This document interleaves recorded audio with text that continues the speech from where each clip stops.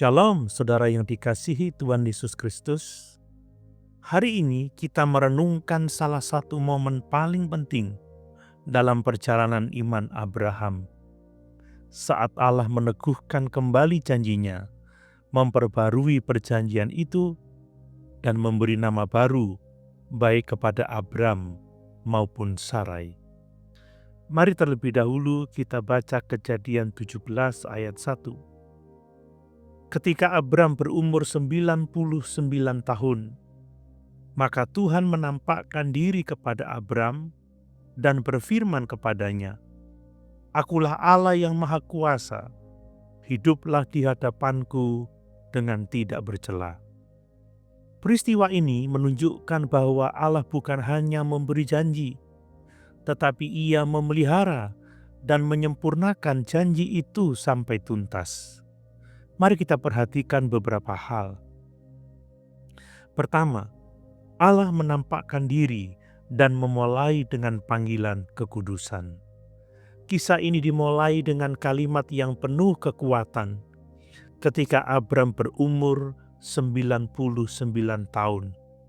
Ini artinya hampir 25 tahun telah berlalu sejak janji pertama diberikan. Janji itu belum terjadi. Abram sudah tua, Sarai mandul. Secara manusiawi, harapan sudah tidak mungkin lagi. Tetapi justru di saat itulah Allah menampakkan diri dan berkata, "Akulah El Shaddai, Allah yang Maha Kuasa." Allah mengingatkan bahwa kemahakuasaannya melampaui keterbatasan manusia. Lalu Ia melanjutkan, "Hiduplah di hadapanku dengan tidak bercela." Sebelum Allah menggenapi janjinya, Ia meneguhkan panggilan untuk hidup kudus. Kasih karunia yang besar selalu membawa kita kepada hidup yang benar. Saudara, seringkali Tuhan tidak menunda janjinya, tetapi Ia menyiapkan hati kita terlebih dahulu, agar kita bisa menerima janji itu dengan karakter yang matang. Kedua, Abram menjadi Abraham, identitas baru dari Allah. Lalu Tuhan berkata, "Engkau akan menjadi bapa sejumlah besar bangsa. Namamu bukan lagi Abram, melainkan Abraham." Ayat 4 dan 5. Nama lama Abram, Bapa yang mulia. Nama baru Abraham, Bapa banyak bangsa. Perubahan nama ini bukan perubahan kecil. Allah sedang memberi identitas baru yang sepadan dengan janjinya. Dengan nama baru, Allah seolah berkata, "Aku tidak hanya mengubah nasibmu, tetapi juga identitasmu." Dalam Kristus, hal ini digenapi bagi kita. Siapapun yang percaya kepada Kristus menerima nama dan identitas baru.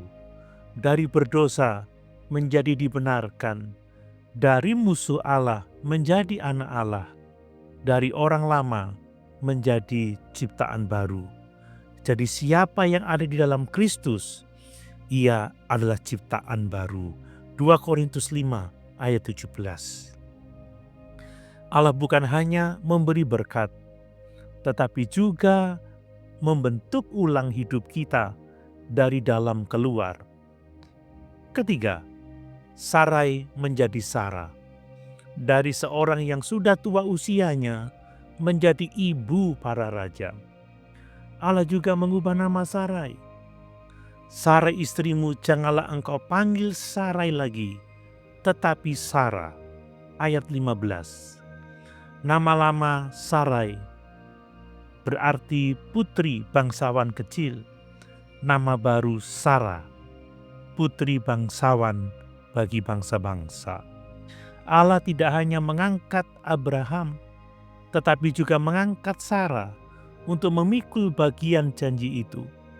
Meskipun sudah tua, dianggap mandul, dan secara manusia tidak mungkin melahirkan, Allah berkata, "Aku akan memberkatinya dan daripadanya akan lahir bangsa-bangsa.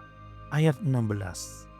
Saudara, Allah tidak melihat usia, latar belakang, atau keterbatasan. Ketika Ia memanggil, Ia juga memberi kemampuan. Sarah menjadi lambang bahwa tidak ada janji Allah yang mustahil.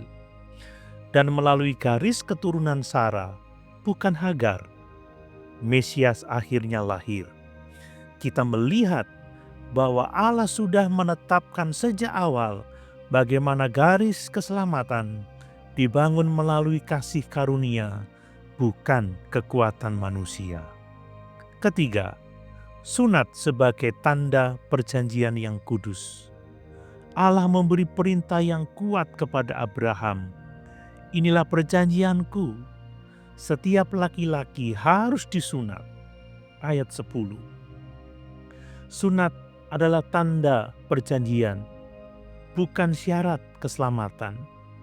Tanda ini menjadi pengingat bahwa Israel adalah umat pilihan. Mereka hidup terpisah dari bangsa-bangsa lain, dan mereka ditandai oleh kekudusan. Dalam perjanjian baru, tanda sunat digenapi dalam sunat hati melalui Roh Kudus. Roma 2 ayat 29. Dan dalam Kristus, kita ditandai bukan dengan sunat fisik, tetapi dengan tanda Roh Kudus dan hidup baru.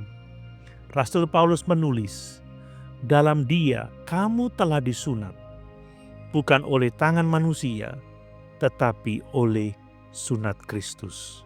Kolose 2 ayat 11. Allah bukan hanya memberi janji, tetapi Ia memberi tanda lahiriah dan batiniah, agar umatnya hidup setia pada perjanjian itu. Kelima, iman yang tertawa dan iman yang tunduk. Ketika Tuhan berkata bahwa Abraham akan memiliki anak dari Sarah, Abraham tertawa. Tawa ini bukan tawa mengejek, tetapi tawa bingung. Benarkah Tuhan dapat melakukan hal ini ketika aku dan istriku sudah tua? Namun meski ia tertawa, Abraham tetap tunduk. Ia menyunat dirinya, Ismail dan seluruh laki-laki di rumahnya pada hari itu juga. Sebuah tindakan iman dan ketaatan. Saudara, terkadang janji Tuhan terasa terlalu besar bagi kita. Kita mungkin tersenyum bingung dan berkata, Tuhan, bagaimana mungkin? Tetapi iman sejati bukan tidak pernah bingung. Iman sejati tetap taat meskipun tidak mengerti. Ketaatan Abraham menjadi bukti bahwa iman bertumbuh melalui tindakan, bukan hanya pengetahuan. Saudaraku, Kejadian 17 menunjukkan bahwa Allah adalah Allah yang mengikat perjanjian, Allah yang setia menepati janji, Allah yang memberi identitas baru, Allah yang membentuk umatnya dalam kekudusan, dan Allah yang memanggil kita untuk hidup dengan iman yang taat. Abraham dan Sarah mendapat nama baru, gambaran bahwa dalam Kristus kita pun diberi hidup yang baru, dan janji yang mustahil menjadi mungkin ketika Allah yang Maha Kuasa bekerja. Saudara, mungkin hari ini saudara menantikan janji Tuhan yang belum terpenuhi. Dengarkan kembali firman-Nya. Akulah Allah yang Maha Kuasa. Ketika Allah memberi nama baru, Ia juga memberi masa depan baru. Mari kita berdoa.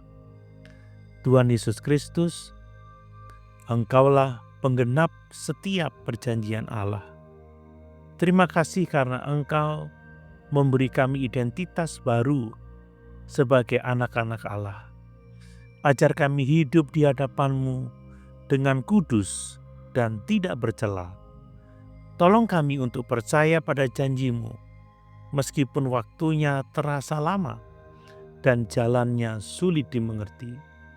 Kami percaya Engkau Allah yang Maha Kuasa, dan apa yang Engkau janjikan pasti Engkau genapi. Dalam nama Yesus, Sang Janji Kekal, kami berdoa. Amin.